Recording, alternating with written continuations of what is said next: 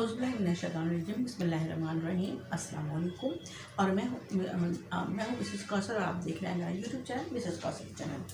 जैसे कि आपको पता है कि मैं तहरीक पाकिस्तान से लेकर क़याम पाकिस्तान तक का जो है वो टॉपिक लेकर चल रही हूँ कि कायद-ए-आज़म मोहम्मद अली जिन्ना की क़यादत में किस तरह मुत्तहिदा हिंदुस्तान के तमाम मुसलमान जो हैं वो बग़ैर किसी फ़िरक़ा बंदी के इकट्ठे हो गए थे, मुत्तहिद हो गए थे। उनमें इत्तेहाद कायम हो गया था सिर्फ एक मकसद के लिए कि कोई ऐसा मुल्क हो जहाँ तमाम मुसलमान जो हैं वो, जहाँ हिंदुस्तान के मुसलमान अपनी ज़िंदगी एक अल्लाह और कुरान और नबी सल्लल्लाहु अलैहि वसल्लम के अहकामात के मुताबिक वहाँ पर ज़िंदगी गुजार सकें और उनका हाकिम आला जो है वो सिर्फ अल्लाह ताला ही हो।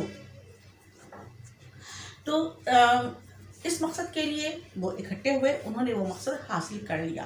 कायद-ए-आज़म मोहम्मद अली जिन्ना ने अपनी जो जमायत थी मुस्लिम लीग, उसको उन्होंने मुत्तहिद किया, उसको उन्होंने नज़्म व ज़ब्त से चलाया, डिसिप्लिन कायम किया और अपनी तंजीम के साथ उन्होंने जो है एक तहरीक चलाई और वह तहरीक कामयाबी पर ख़त्म हुई।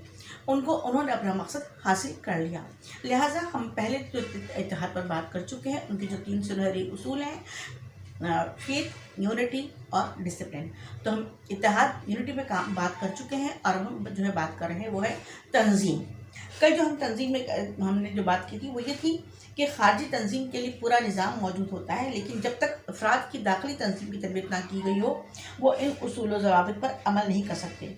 मिसाल के तौर पर आप देख लीजिए, कराची शहर में देख लीजिए, ट्रैफिक के उसूल की पाबंदी।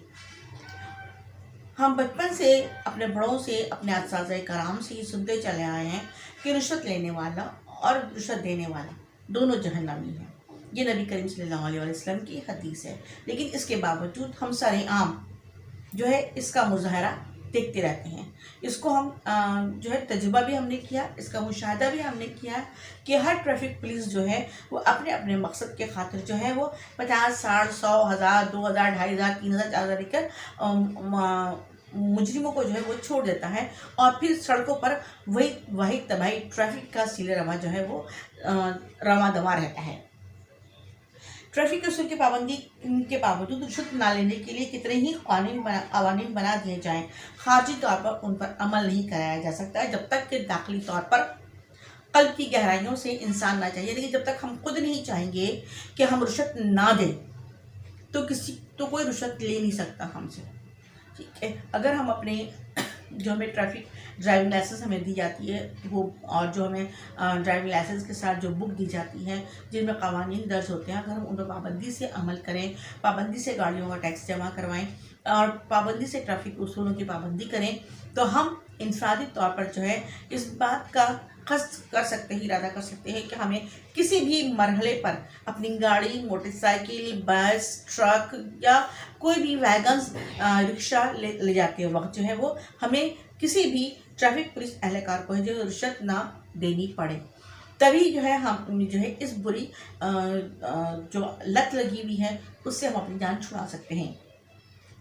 रज़ाइल अखलाकिया दाखिली मुहर्रिकात हैं जिनके नतीजे में मुख्तलिफ अमाल सरजद होते हैं। रज़ाइल अखलाकिया यानी कि हमारे अंदर जो अखलाकी बुराइयाँ बस गई हैं, उनको ख़त्म करने से ही जो है वो हम एक नज़्म व ज़ब्त कायम कर सकते हैं माशरे में। मिसाल के तौर पर झूठ बोलना, ये भी जो है वो एक बुरी हरकत है। बिला वजह लेट, ऑफिसर ने पूछा लेट क्यों गए, गाड़ी ख़राब हो गई थी, चाहे घर से ही आप देर से निकले हो, यानी कि बिला वजह का झूठ बोलना या बिला वजह की ज़िद करना जो है, या ऐसे अमल अंजाम देना जिससे दूसरों को जो है वो तकलीफ़ पहुँचे, इनको हमें ख़त्म करना होगा, इन मुहर्रिकात को। तभी हम एक माशरे में नज़्म व ज़ब्त कायम कर सकते हैं। इंशाअल्लाह फिर हम बात करेंगे, इससे पहले कल का हमारा टॉपिक भी ये तंजीम होगा और इस पर जो है हम बात करने के बाद फिर तीसरा उसूल जो है वो हमारे पास आ जाएगा, यकीन मुहक्कम। तो इंशाअल्लाह मेरी वीडियो देखते रहिए, सब्सक्राइब कीजिए, लाइक कीजिए, शेयर कीजिए, कमेंट सेक्शन में कमेंट्स दीजिए। उस वक्त तक के लिए अल्लाह हाफ़िज़।